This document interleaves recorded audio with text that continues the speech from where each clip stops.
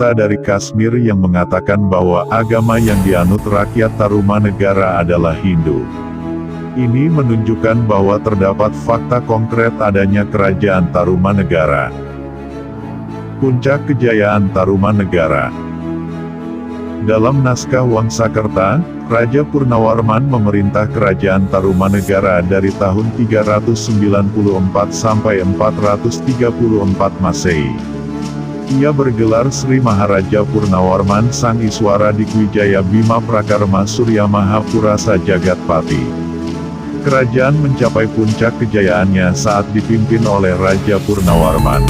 Dalam sejarah kerajaan Tarumanegara tertulis, kemasyhuran kerajaan ini diabadikan dalam prasasti zaman Purnawarman mengenai dibangunnya pelabuhan dan beberapa sungai sebagai sarana perekonomian. Pemerintahan di masa Purnawarman sangat memperhatikan pemeliharaan aliran sungai, seperti pada tahun 410 Masehi. Raja Purnawarman memperbaiki kali Gangga hingga sungai Cisuba yang terletak di daerah Cirebon. Selain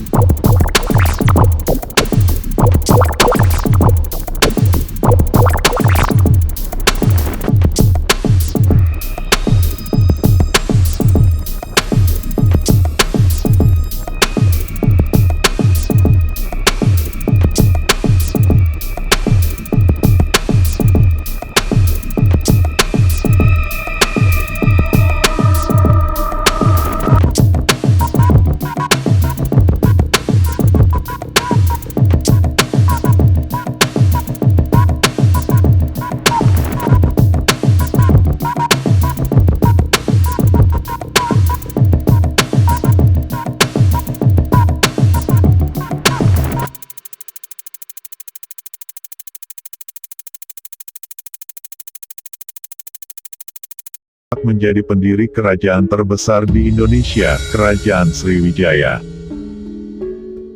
Masa keruntuhan. Kejayaan Kerajaan Tarumanegara mulai mengalami kemunduran ketika dipimpin oleh Raja Sudawarman.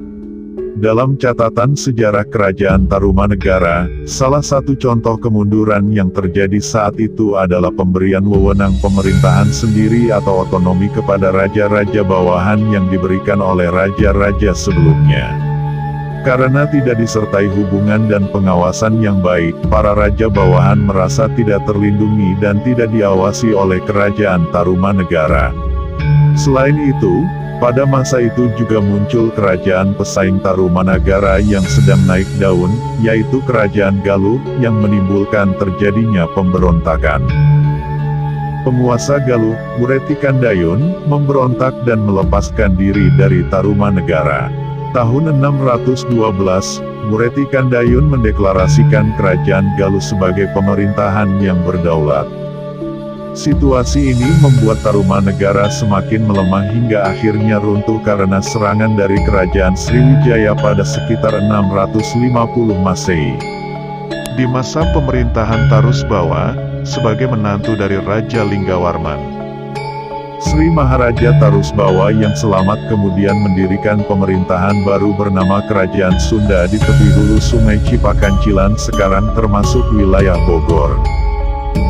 Kerajaan Tarumanegara akhirnya pecah menjadi dua kerajaan, yaitu Kerajaan Sunda dan Kerajaan Galuh.